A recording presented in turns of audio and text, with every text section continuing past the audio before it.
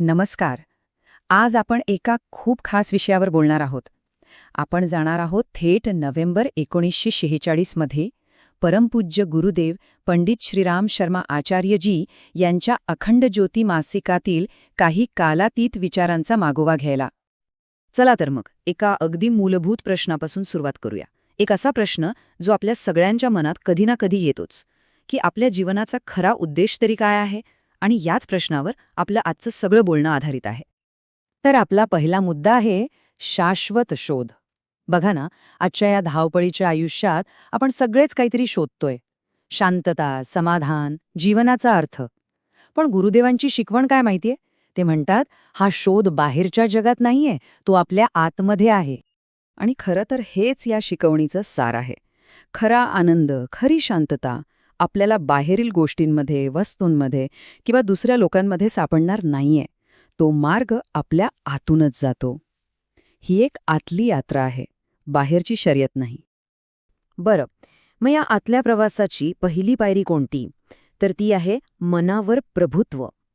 आणि ही सगळ्यात महत्वाची पायरी आहे असं समजा. कारण असं म्हटलं जातं की ज्याने आपलं मन जिंकलं त्याने सगळं जग जिंकलं. आपल्या मनाच्या ना साधारणपणे दोन अवस्था असतात.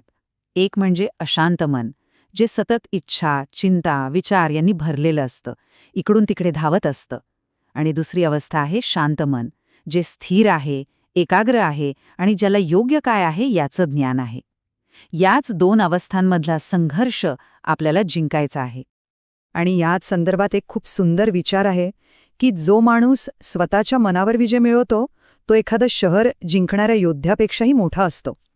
म्हणजे बघा, खरी लढाई बाहेर नाही तर आपल्या स्वतःच्या मनातच आहे. मग प्रश्न येतो की मनावर हे प्रभुत्व मिळवायचं कसं? त्यासाठी सगळ्यात महत्वाची गोष्ट आहे विश्वासाची शक्ती. आणि हो, हा काही आंधळा विश्वास नाहीये, ही एक श्रद्धा आहे. एका उच्च शक्तीवर आणि मुख्य म्हणजे स्वतःवर. आयुष्याच्या वादळात हाच विश्वास आपल्याला नांगरासारखा घट्ट धरून ठेवतो. आणि हा विश्वास आपल्याला ताकद कशी देतो? तर बघा, तो आपल्याला कठीण काळात आतून बळ देतो. आपल्या मनातली भीती, शंका काढून टाकतो. एक पॉझिटिव्ह दृष्टिकोन तयार करतो आणि आपल्याला एका मोठ्या चेतनेशी जोडतो. म्हणजे ही एक जबरदस्त आतली शक्तीच आहे. चला, आता आपण आतून तर मजबूत झालो. आता बाहेरच्या जगाकडे पाहूया. आपला पुढचा मुद्दा आहे सार्थक जीवनाचे कला. म्हणजे आपले आयुष्य, आपली कामं ही चांगल्या आदर्शांशी कशी जोडायची हे समजून घेऊया.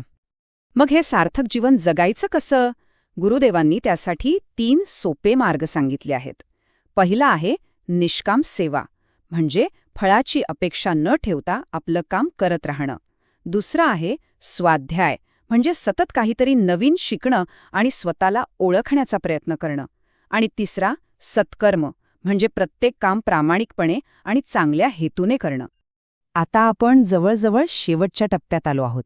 पण एक महत्वाचा प्रश्न उरतोच की 1946 मधली ही शिकवण आजच्या काळात आपल्या या आधुनिक आयुष्यात कशी वापरायची? त्या काळातले विचार आणि आजची आव्हानं यांनाच जोडायचं कसं? चला तर आपण आतापर्यंत जे काही बोललो त्याचा थोडक्यात आढावा घेऊया. सगळ्यात आधी आपल्या आतल्या प्रवासाबद्दल. पहिली गोष्ट म्हणजे खरा आनंद हा आपल्या आतच आहे. दुसरी, आपल्या विचारांवर आणि भावनांवर ताबा मिळवायला हवा. तिसरी, अढळ विश्वास हाच आपला आधारस्तंभ आहे. आणि आपलं अंतिम ध्येय आहे आत्मसाक्षात्कार आणि मनाची शांती. आणि आता बाहेरच्या जगाबद्दल. आपलं जीवन कसं असावं? तर फक्त दिवस ढकलण्यासाठी जगू नका, तर एका उद्देशाने जगा. आपलं प्रत्येक काम एका चांगल्या ध्येयासाठी करा. सतत स्वतःमध्ये सुधारणा करत राहा. नवीन गोष्टी शिका. आणि हो, निस्वार्थ भावनेने समाजाची सेवा करा, कारण खरं समाधान त्यातच मिळतं. आणि शेवटी एक प्रश्न. या सगळ्या विचारांना फक्त ऐकून सोडून न देता आपल्या आयुष्यात आणण्यासाठी आज आपण कोणतं एक छोटंसं पाऊल उचलू शकता? यावर नक्की विचार करा. खूप खूप धन्यवाद.